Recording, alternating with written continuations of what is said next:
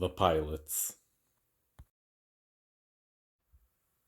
Being a cargo pilot, one was able to travel around the galaxy and see so many planets for a living. Some of them were the more populated or advanced planets, places that would regularly be visited with a lot of cargo going to and from them.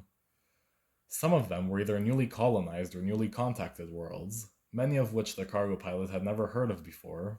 A lot were extremely interesting. Getting to see an entire new culture or way of life regularly was surely a captivating experience. Unfortunately, with these planets being so obscure to the wider society, trying to look up more information about them often yielded zero results. Their names would slowly fade from memory until the cargo pilot would only remember them as that planet, whilst picturing the fading memory of the location in his head. This was the reason that the cargo pilot decided to work this job. Being able to travel to so many places sounded intriguing at first. Unfortunately, the job was not all that interesting. Whilst everything mentioned was true, it was not the majority of the experience. Most days were spent primarily piloting the ship and only being able to see the dark void of space from the windshield. This mission was just like that, until the cargo pilot noticed something appear outside of the window.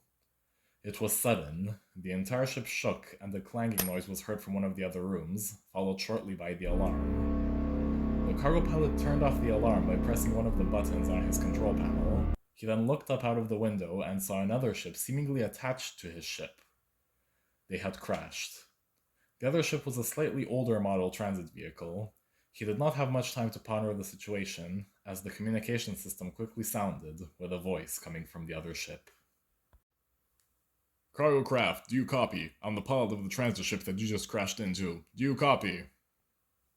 The cargo pilot quickly turned on his microphone and responded, "I hear you, transit craft." He was cut off by the transit pilot. "It seems like you just crashed into us. How did this happen?" "You crashed into me from my perspective," responded the cargo pilot. "What is the procedure for this?" They both paused for a while to think, until the transit pilot spoke up. "I don't think there is one. This has probably never happened before. Two ships colliding in the middle of nowhere in space is so unlikely that I doubt anyone ever thought it was necessary to think about. This might very well be the first time this has happened." "Or it's happened before and no one came out of it to tell the tale," suggested the cargo pilot. The transit pilot shook his head. "I'd rather not think about that. At least none of our life support systems were damaged, or we wouldn't be having this conversation." "Okay, let's just slowly try to back up from each other. That should work," the cargo pilot said confidently. The transit ship was able to move away, and it seemed intact, but to the cargo pilot's disappointment, his ship did not budge.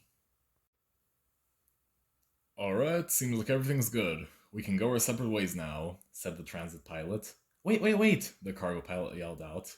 "My ship isn't moving. I don't know what's wrong. I need help to fix it." "I can't really help you there," replied the transit pilot.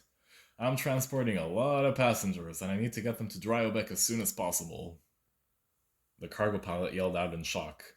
"Dryobeck? Who in their right mind would want to visit Dryobeck?" "These people are refugees from the Ensgovian Civil War. I'm taking them to a better home," answered the transit pilot. The cargo pilot yelled back. "At least take them to a planet where they can actually breathe the air. On Dryobeck, they're going to be inhaling carbon dioxide for a living." "What are you transporting then, cargo pilot?" replied the transit pilot. "It must be something important if you're making so much fun of me." The cargo pilot answered, "I'm transporting several dozen kiloliters of fresh water from Corvusant to Donphin." The transit pilot began cackling. "Kiloliters of water? To Donphin?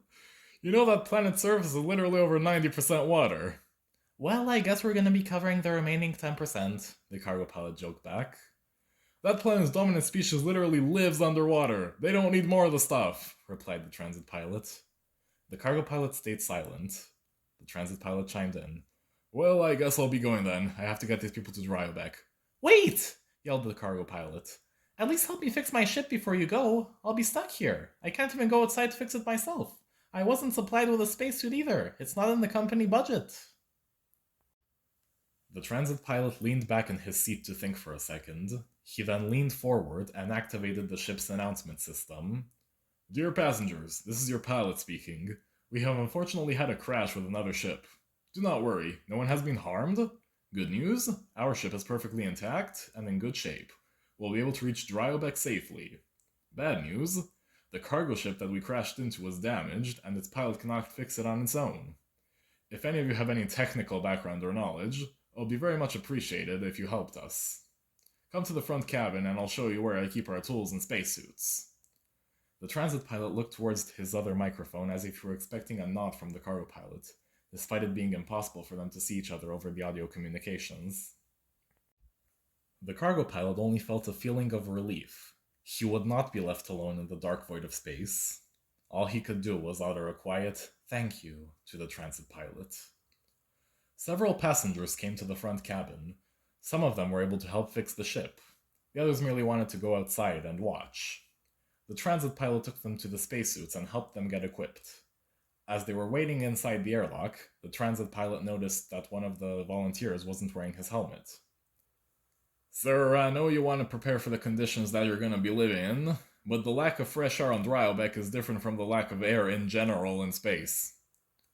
"What are you saying, sir?" asked the volunteer. "I'm saying put on your helmet so you don't get killed by the vacuum," replied the transit pilot. The volunteer put on his helmet, but did not harness it to the rest of his suit properly. With his patience running out, the transit pilot told the volunteer, "You know what? Just give me that suit and go back inside. You're going to die if you come with us." The sad volunteer proceeded to take off the spacesuit and hand it to the transit pilot. He then walked over to the exit of the airlock, but it wasn't the one that they entered from. "Wrong door!" yelled the transit pilot. "That one leads to your certain death." The poor volunteer ran over to the other side of the room and left the other volunteers and the transit pilot in the airlock. The transit pilot opened the door leading to space, and they all exited the ship. He motioned to the volunteers to go to the other side of the ships, to the cargo ship's engine. Meanwhile, he flew over to the cargo ship's cabin, where the cargo pilot was sitting. The transit pilot pointed at the spacesuit that he was carrying and gestured towards the cargo pilot. The cargo pilot nodded and reached up, pressing a button on the ceiling. The transit pilot looked over and saw one of the cargo ship's airlocks opening. He flew over and placed the spacesuit inside. He flew back and gave a thumbs up to the cargo pilot. Looking over at the airlock, the transit pilot saw it slowly close. After a few minutes, it opened again, the cargo pilot stepping out wearing the spacesuit. He flew up to the transit pilot, and both shook hands. They both climbed over the top of the ship, going to where the damaged engine was. They saw that the damage wasn't as bad as they expected, and the volunteers had nearly finished fixing it. As they watched the volunteers repairing the engine, both pilots began talking to each other about their home planets, what they missed the most from there, and why they decided to work their current jobs. Both of them bonded during the experience, and the ship was up and running after about half an hour. Both pilots returned to their ships and said goodbye to each other over the communication system. "Good luck delivering your useless water," joked the transit pilot. "Please reconsider which planet you take these people to," replied the cargo pilot, half joking.